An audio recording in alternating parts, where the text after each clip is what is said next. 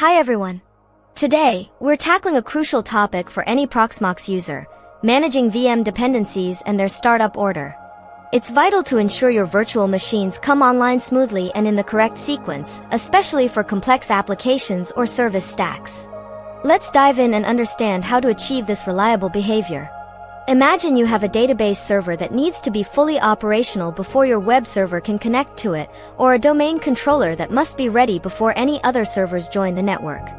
If these VMs start randomly, your dependent services might fail to launch correctly, leading to downtime and frustration.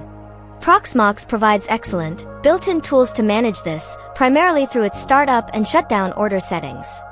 First, understand that by default, Proxmox VMs with Start on Boot enabled will try to power on, but without a specific order.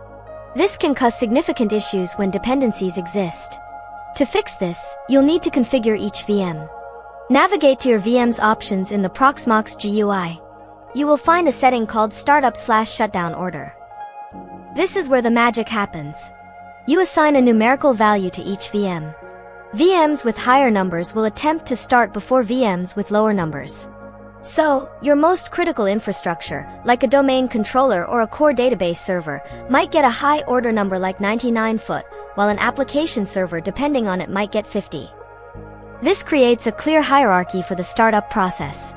Another equally important setting is the startup delay. This tells Proxmox to wait a specified number of seconds after a VM has begun its power-on sequence before moving to the next one in the configured order. This delay is absolutely crucial. It gives the operating system and its services inside the VM enough time to fully initialize, not just power on.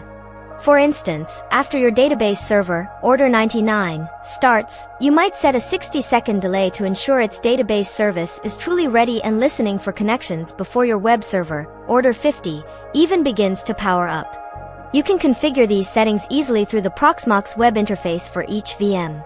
Just select the VM, go to its Options tab, and adjust Startup/Shutdown Order and Startup Delay. For those who prefer the command line or want to script these changes, you can use the qmset command.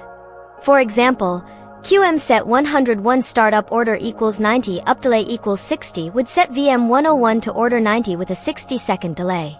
Remember to apply these settings consistently across all your dependent VMs, meticulously planning your entire service chain. The shutdown order works in reverse.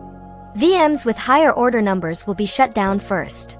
This ensures that services depending on others are gracefully stopped before their dependencies are removed, preventing data corruption or incomplete shutdowns.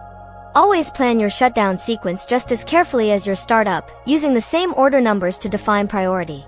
Finally, and this is critical, always test your startup and shutdown sequence thoroughly. Simulate a host reboot or a power outage to confirm that all your VMs come online in the correct order and that all services are working as expected after the host restarts.